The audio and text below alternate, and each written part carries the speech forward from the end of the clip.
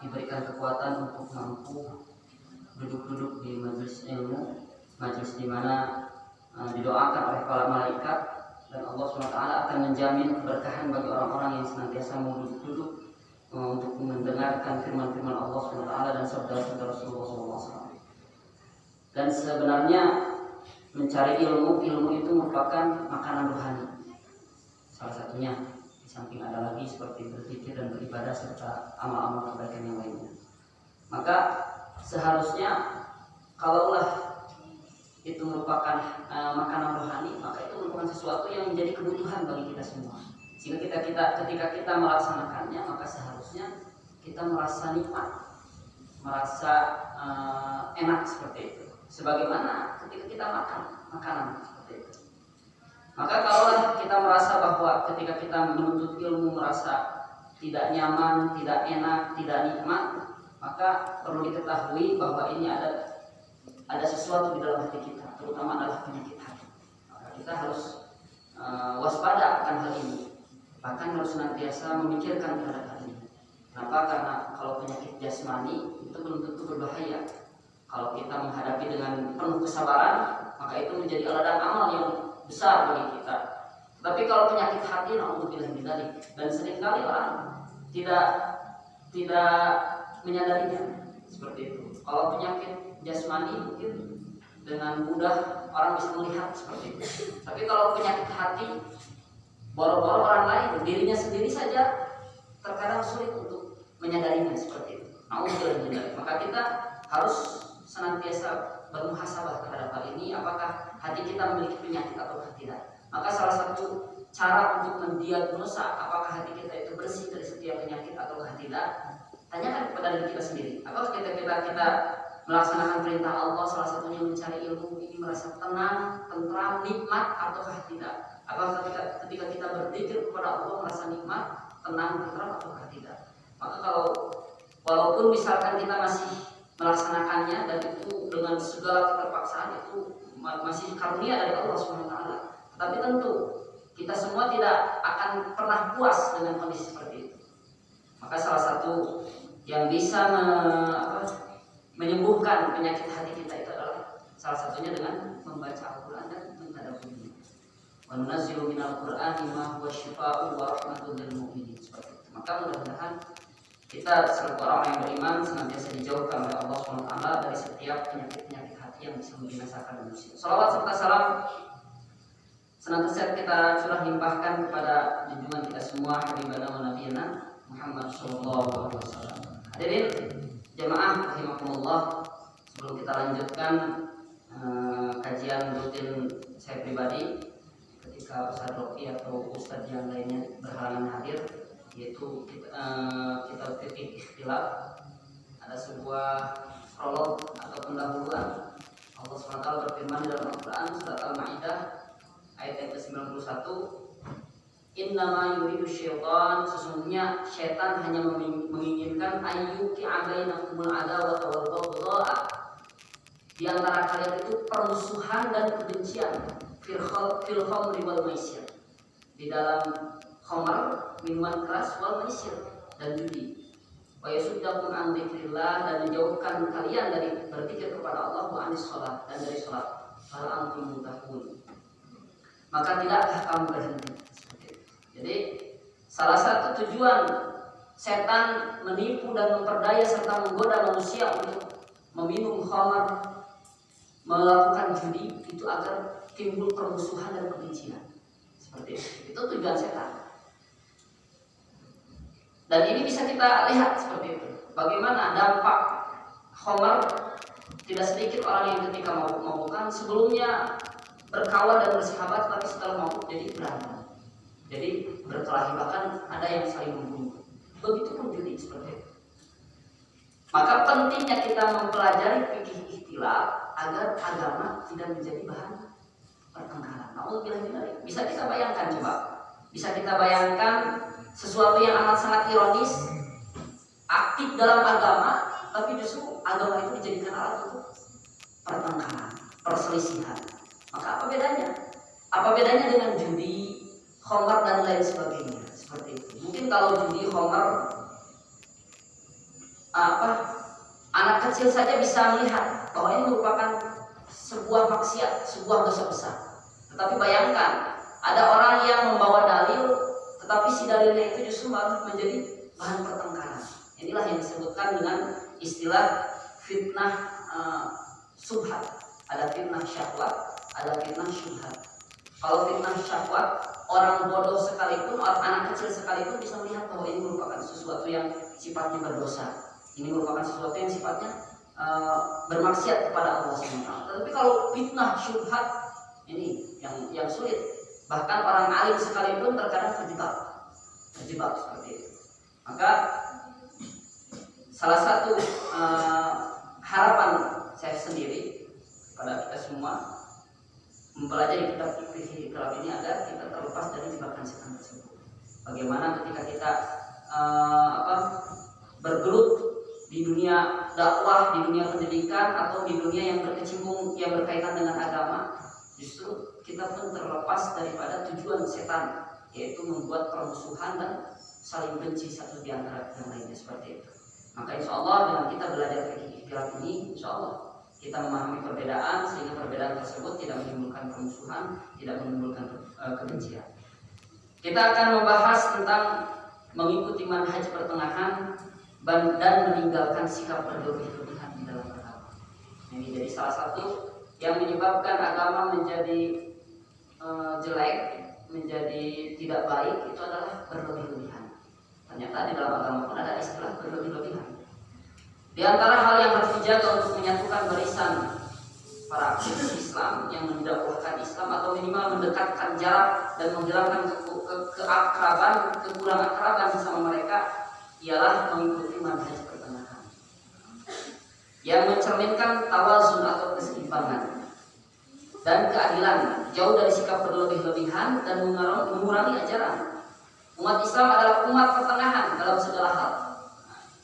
Wakadzalika ja'alnakum ummatan wasyatan, dan demikianlah Allah telah menjadikan kalian itu ummatan wasyatan, umat pertengahan. Seperti dikatakan oleh kalangan salaf, berada di antara sikap berlebih-lebihan dan kurang memperdulikan seperti itu. Jadi maksud umat Islam merupakan umat pertengahan itu adalah berada di antara dua sikap. Yang pertama berlebih-lebihan, dan yang kedua kurang memperdulikan. Jadi berlebih-lebihan jelek, kurang memperdulikan pun jelek. Maka di tengah-tengah ini yang ahsan, yang baik seperti itu.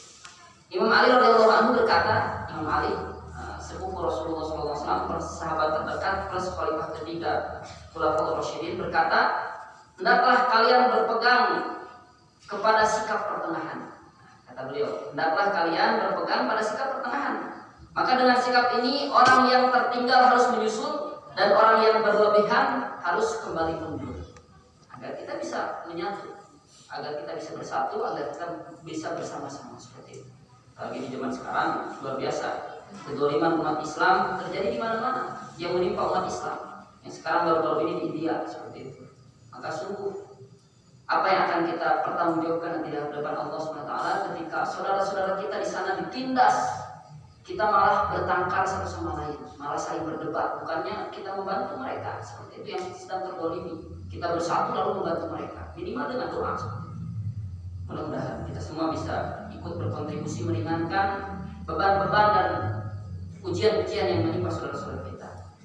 Sikap pertengahan merupakan pusat orbit yang merupakan tempat kembali bagi pihak-pihak yang telah jauh menyimpang ke kiri dan ke kanan. Jadi sikap pertengahan itu merupakan pusat orbit yang merupakan tempat kembali bagi pihak-pihak yang telah jauh menyimpang, baik ke kiri ataupun ke kanan. Allah selalu mengajari kita agar meminta sikap pertengahan, yaitu jalan lurus. Setiap kali kita membaca surat Al-Fatihah di dalam sholat kita, tunjukilah kami jalan yang lurus, ihdinas siratal mustaqim.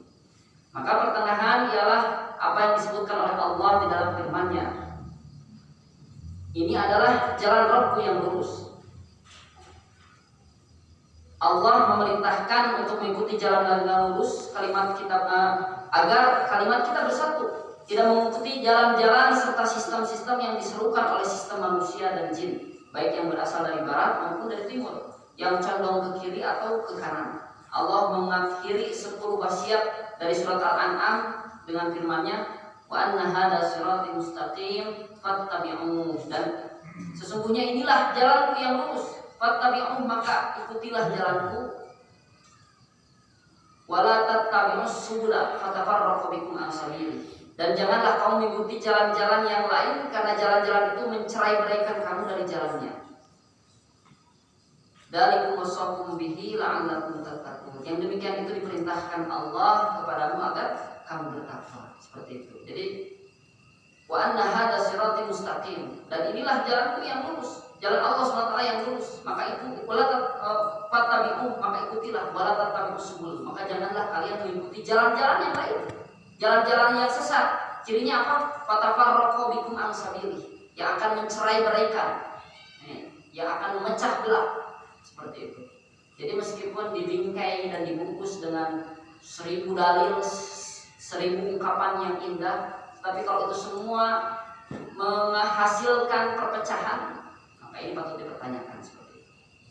Imam Ahmad di dalam musnadnya, di dalam kitab Musnad Imam Ahmad, meriwayatkan dari Ibnu Mas'ud radhiyallahu anhu, dia berkata, Rasulullah SAW membuat satu garis lurus dengan tangannya, kemudian bersabda. Jadi Rasulullah SAW membuat satu garis lurus dengan tangannya dan bersabda, ini adalah jalan Allah yang lurus. Kemudian membuat jalan di sebelah kanan dan di sebelah kirinya. Saya bersabda, setiap jalan dari jalan-jalan ini terdapat setan yang mengajak kepadanya. Jadi Rasulullah SAW ketika menerangkan surat Al-An'am ayat yang 153 ini memberikan permisalan, perumpamaan, menggariskan garis di tengah, lalu mengatakan ini jalan yang lurus. Lalu beliau pun menggariskan banyak garis, baik di kanan garis itu ataupun di kirinya.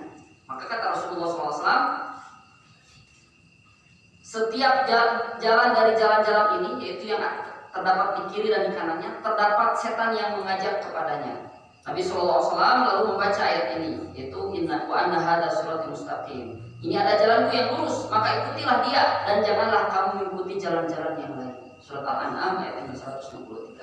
Jadi jalan yang lurus ialah garis tengah antara garis-garis lain yang ada di sebelah kanan dan kirinya. Seperti itu. Jadi jalan yang lurus itu adalah pertengahan di antara kanan dan kiri tersebut. Sebagaimana yang Rasulullah SAW terangkan, yang terdapat di dalam hadis yang ada di Musnad Imam Ahmad rahimahullah.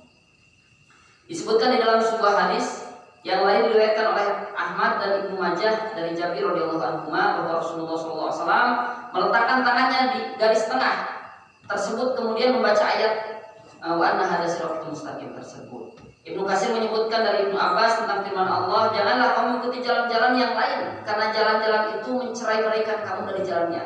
Dan firman-Nya, tegakkanlah agama dan janganlah berpecah belah tentangnya. Maka ia berkata, Allah memerintahkan kaum mukminin untuk berjamaah dan melarang berselisih, mereka berselisih serta berpecah belah. Allah lalu mengabarkan kepada mereka bahwa umat-umat terdahulu binasa karena perdebatan dan perbantahan di dalam agama Allah SWT.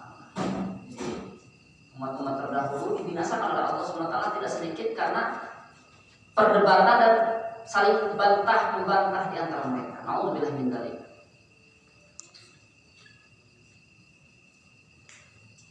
Ibnu Katsir berkata, perkataan seperti ini juga dikatakan oleh Mujahid dan ulama lainnya. Jadi oleh Imam Mujahid dan ulama-ulama lainnya, perkataan seperti itu mereka menyampaikan seperti itu.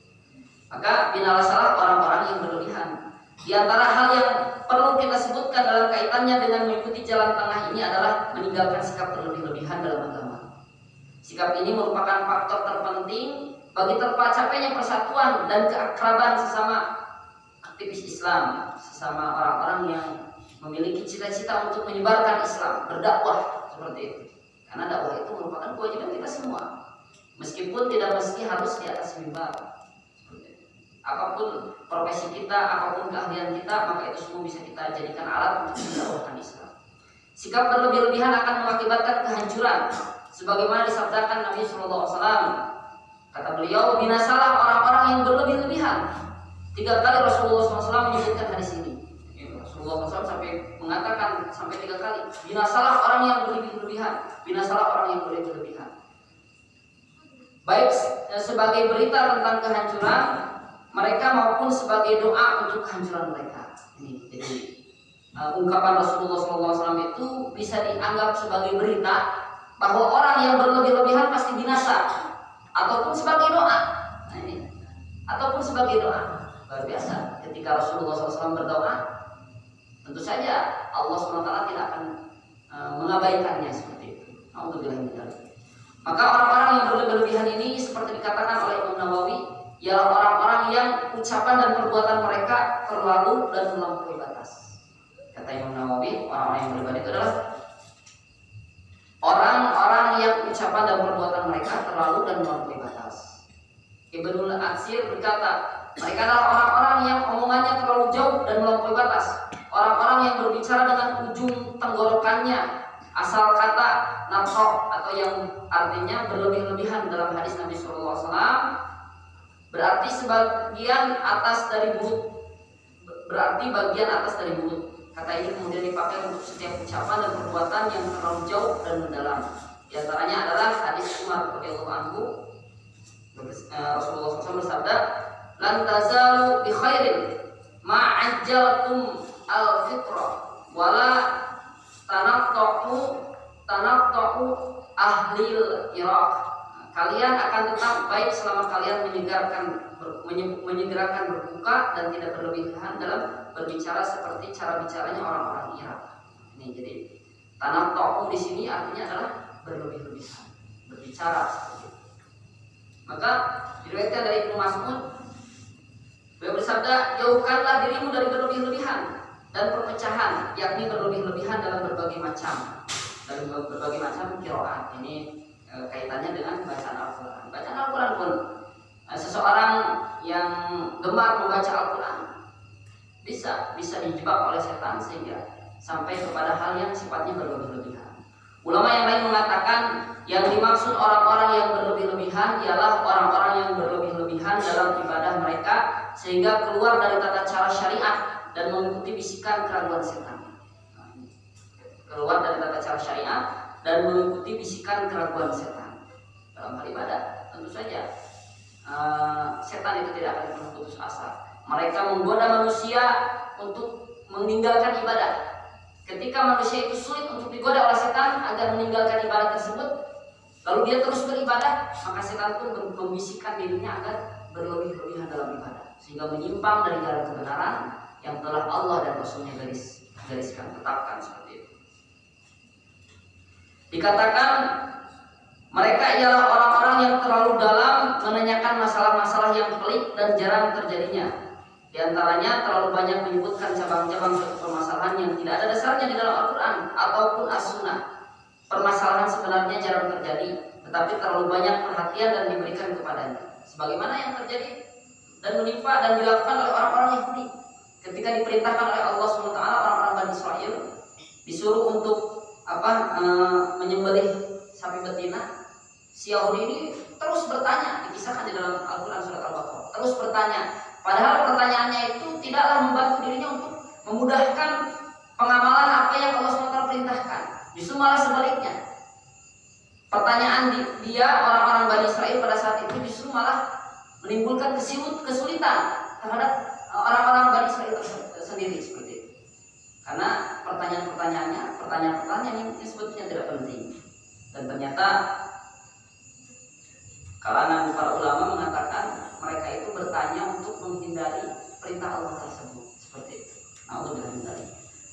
Lebih parah lagi dari itu ialah membahas masalah-masalah tertentu yang kita diperintahkan syariat untuk mengimaninya tanpa mencari bagaimananya. Di antaranya membahas sesuatu yang tidak memiliki bukti di dunia empiris seperti pertanyaan tentang hakikat hari kiamat, ruh dan sebagainya. Karena banyak perkara-perkara yang oleh Allah dan Rasulnya tidak dijelaskan secara terperinci seperti itu.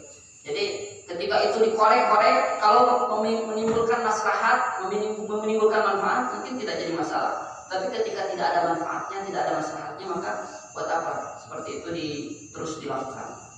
Ulama yang lain berkata, contoh berlebih-lebihan ialah memperbanyak pertanyaan sehingga orang yang ditanya memberikan jawaban tidak boleh setelah sebelumnya memfatwakan boleh. Seperti itu. Jadi berlebih-lebihan, salah satu sebagian ulama ada yang mengartikan adalah mempertanyakannya sehingga orang yang ditanya memberikan jawaban tidak boleh, padahal sebelumnya dia mengatakan boleh. Karena pertanyaan yang terus sebetulnya tidak diperlukan, tidak dibutuhkan, pada akhirnya orang yang ditanya pun memberikan fatwa atau pendapat yang bertentangan dengan pendapat sebelumnya. Semuanya ini termasuk kesusahan atau haraj yang telah dijauhkan Allah dari agama Islam. Pada akhirnya, pada hakikatnya Islam itu merupakan agama yang mudah-mudah. Yuridullahu bikumul yusra wa la yuridu bikumul usra. Ketika hal itu terasa sulit, terasa berat, maka ada yang salah dalam pemahaman kita, atau bisa jadi dalam hati kita. Semua itu termasuk kesusahan yang telah dijauhkan oleh Allah. Islam adalah agama yang didasarkan pada prinsip memudahkan, bukan menyulitkan, dan memberikan kabar gembira, bukan membuat orang lain lari. Nabi SAW bersabda dalam sebuah hadisnya, "Iyyakum wal ghuluwa fid din."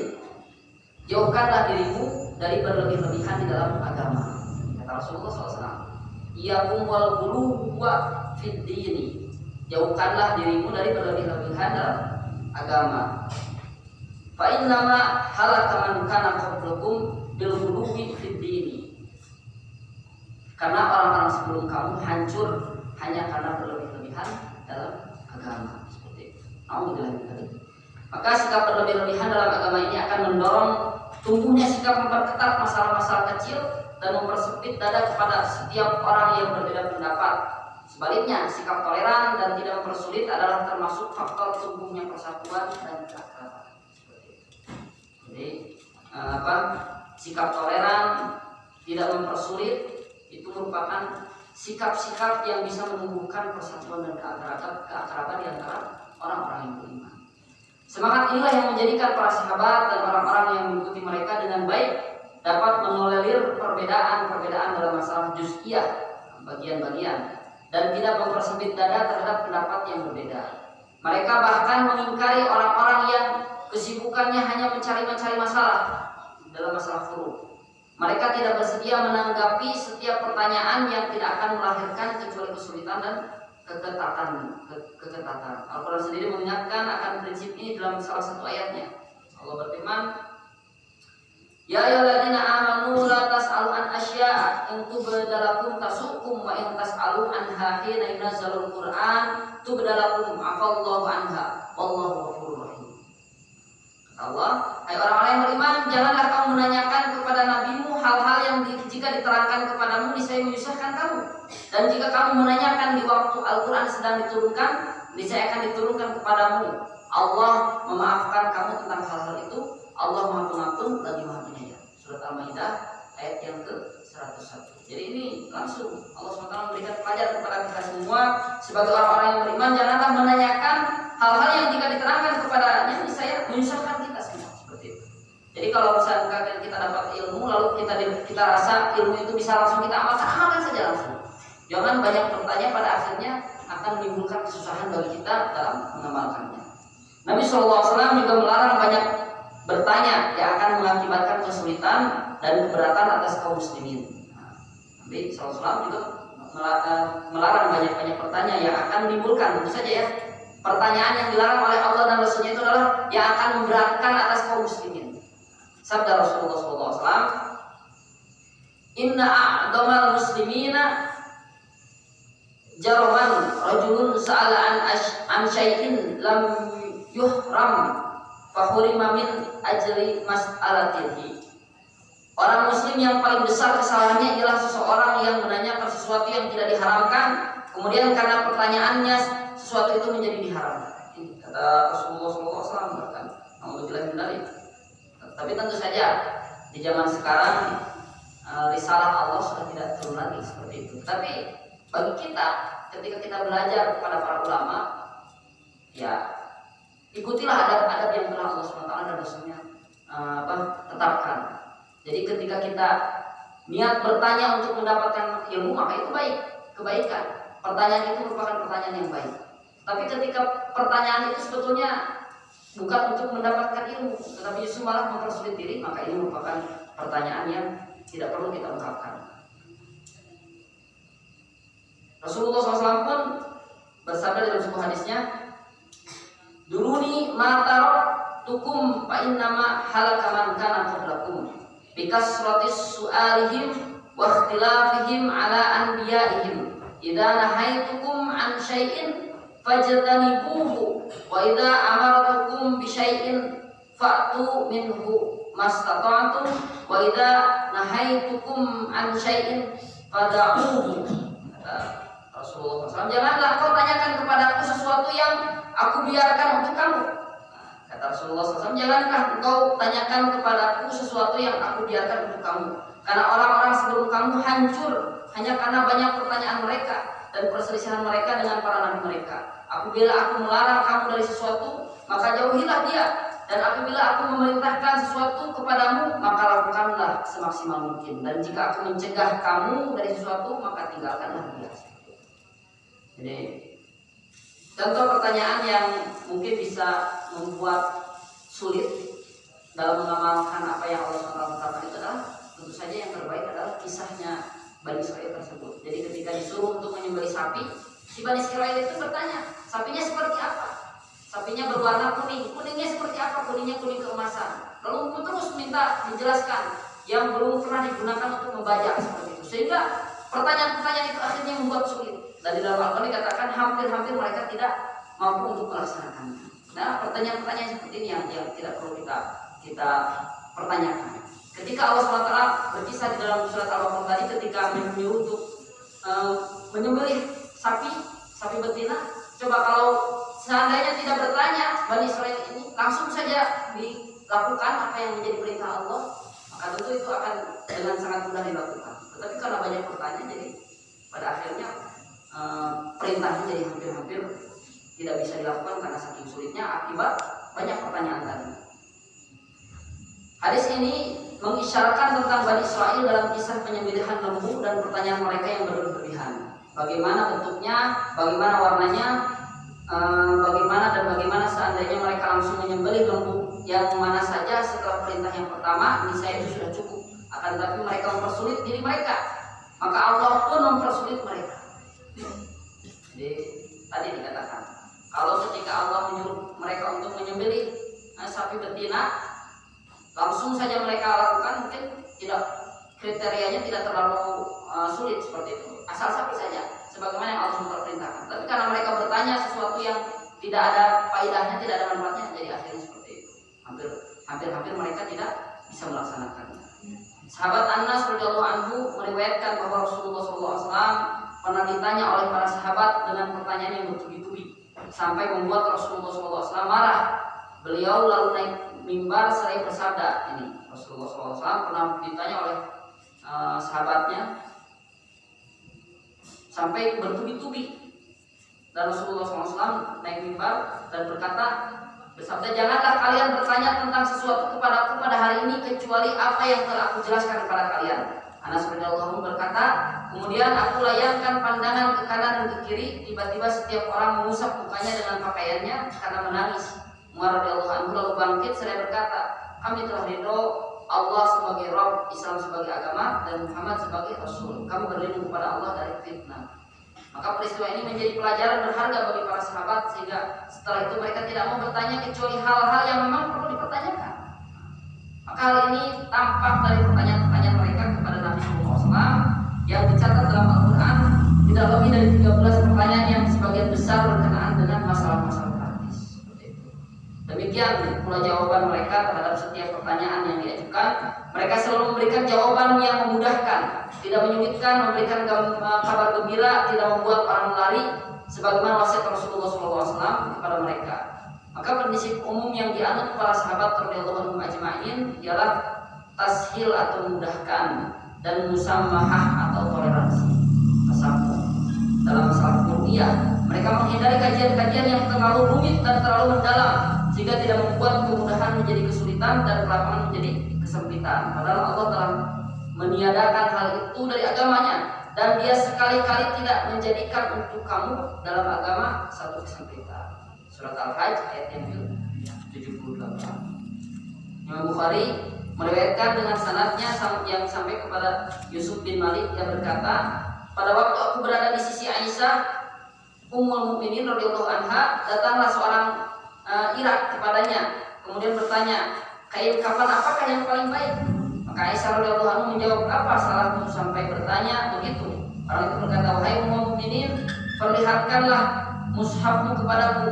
Aisyah radhiyallahu anha berkata, mengapa? Orang itu berkata, agar aku membaca Al-Quran sesuai dengannya, karena ia dibaca tidak tertib. Aisyah radhiyallahu anha berkata, apa salahnya dengan bacaanmu terdahulu? Di dalam Fathul Bari, Al-Hafidz berkata, barangkali orang Irak ini pernah mendengar hadis Samurah yang marfu atau bersambung sanadnya kepada Nabi sallallahu alaihi wasallam, pakailah pakaian putih dan pakailah ia untuk mengkafani mayat-mayat kalian karena lebih bersih dan baik. Hadis ini disahihkan oleh At-Tirmidzi, diriwayatkan dan oleh Ibnu Abbas. Kemungkinan orang Irak tersebut pernah mendengar hadis ini kemudian ingin mengecek kebenarannya dari Aisyah radhiyallahu anha. Karena penduduk Irak terkenal banyak bertanya, Aisyah radhiyallahu anha berkata kepadanya, apa salahmu? Maknanya dengan kain kafan apa saja sudah cukup. Dalam pada itu perkataan Ibnu Umar kepada orang yang bertanya kepadanya tentang darah nyamuk sudah sangat masyhur. Ia berkata, perhatikanlah penduduk Irak, mereka bertanya tentang darah nyamuk padahal mereka pernah membunuh cucu Rasulullah SAW tentang darah nyamuk seperti itu. Maka termasuk najis ataukah tidak, maksudnya seperti itu. Maka Abdullah bin Umar bukannya menjawab pertanyaan tersebut, tetapi justru malah mengatakan mereka bertanya tentang darah nyamuk padahal mereka pernah membunuh cucu Rasulullah SAW. Maksudnya adalah Al-Husain bin Ali radhiyallahu anhu. Mengapa ia meminta mushaf Ummul Mukminin? Maksudnya orang-orang Irak tadi meminta mushaf Ummul Mukminin untuk dijadikan pedoman bacaan. Tampaknya ia bertanya tentang tertib surah karena mushafnya tidak tersusun sesuai mushaf Ibnu Mas'ud. Karena antara tertib mushaf Utsmani dan tertib mushaf Ibnu Mas'ud tidak sama. Antara tertib susunan surat-surat yang terdapat di dalam Al-Quran yang ditulis oleh Utsman, mushaf Utsmani yang kita kenal, dengan Abdullah bin Mas'ud ternyata ada perbedaan seperti itu. Maka ketika seorang ini ingin mempertanyakan, ingin menentukan mana yang benar, tidak dijawab sedikit pun oleh Ummul Mukminin Siti Aisyah radhiyallahu anha, karena dua-duanya bersumber dan berlandaskan dari Rasulullah SAW. Sekalipun demikian, Aisyah radhiyallahu anha dalam hal ini tidak memandang sebagai bahaya besar. Bahkan dia berkata, apa salahnya dengan bacaan terdahulu? Beliau hanya menjawab dengan pertanyaan tersebut kembali, apa salahmu dengan bacaan terdahulu?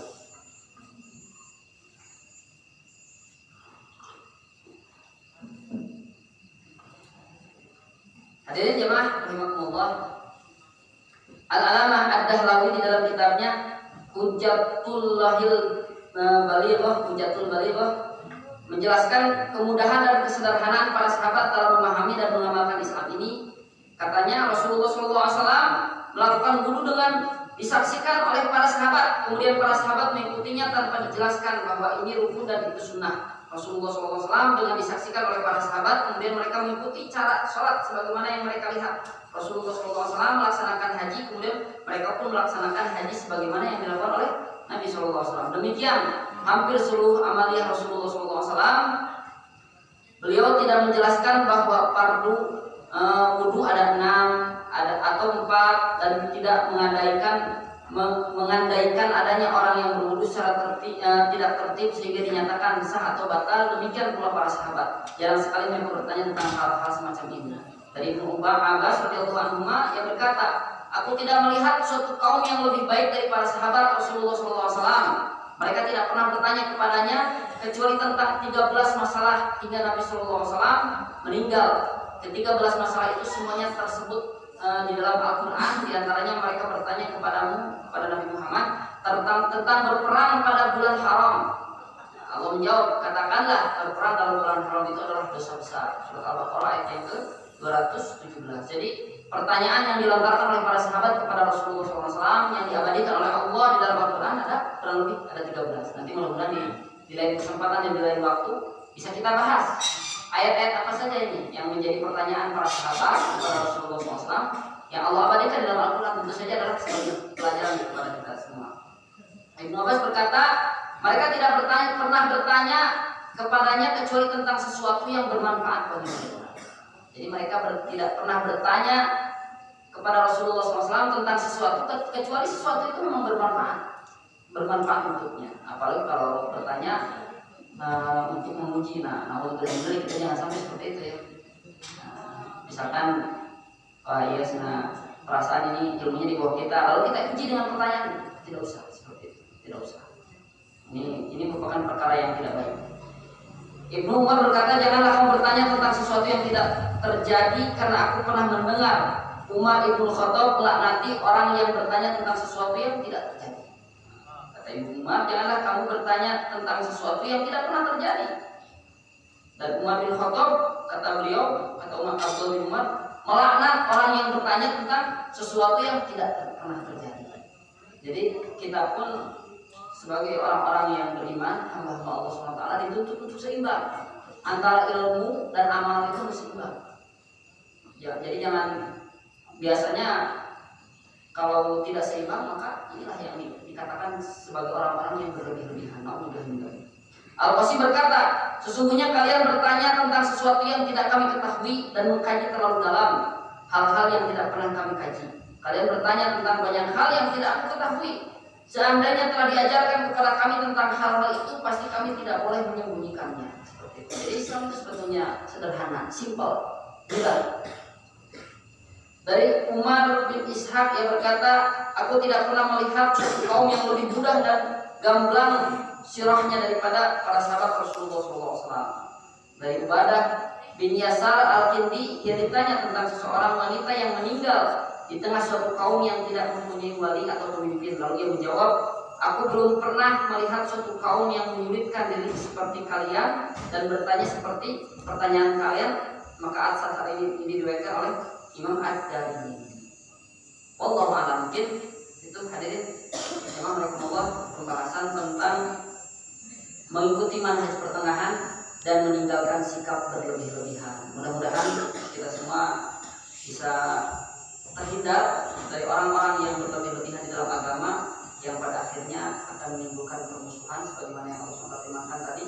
Innama yuridu syaitan, sesungguhnya setan itu menginginkan ayyuki abainakumul adawata wal baghdha, untuk menimbulkan adawata wal baghdha, permusuhan dan kebencian fil khamri wal maisir, dalam khamar dan judi. Tetapi ternyata ada orang-orang yang menggunakan atas nama agama tapi dibuat untuk memecah belah umat Islam. Nauzubillah min dzalik. Maka ini sebetulnya ini lebih bahaya lagi. Kenapa? Karena tadi ini merupakan perkara yang sifatnya fitnah subhat. Fitnah subhat itu orang boro-boro, orang awam, orang bodoh. Para ulama saja bisa terjebak oleh hal seperti ini. Apalagi kita nauzubillah min dzalik. Maka kita harus senantiasa menghindarkan diri dari hal seperti itu. Insyaallah nanti di pembahasan selanjutnya kita akan membahas tentang mengutamakan muhkamat bukan mutasyabihat. Jadi ada ayat-ayat yang sifatnya muhkamat, ada ayat-ayat yang sifatnya mutasyabihat. Nah, ayat-ayat muhkamat itu ada ayat yang jelas dan kata Allah SWT, itulah pokok-pokok ajaran agama. Ada pula ayat-ayat mutasyabihat. Maka kita selalu orang-orang yang beriman yang menghendaki untuk senantiasa berada di tengah buat wasyatan tadi, maka kita harus senantiasa mengutamakan ayat-ayat muhkamat dan menghindar diri kita dari ayat-ayat mutasyabihat yang bisa menimbulkan perpecahan dan permusuhan. Saja mungkin hadirin yang Allah untuk kali ini pembahasan tentang fikih ikhtilaf yang disusun oleh Dr. Yusuf Al-Qaradawi. Insyaallah nanti kita akan lanjutkan kembali pada pertemuan yang akan datang. Akhirul kalam, subhanakallahumma wa bihamdika asyhadu an la ilaha illa anta astaghfiruka wa atubu ilaik. Rabbana atina fid dunya hasanah wa fil akhirati hasanah wa qina adzabannar. Allahumma barik lana fil rajab wa sa'alna ila Ramadan. Assalamualaikum warahmatullahi wabarakatuh. Waalaikumsalam.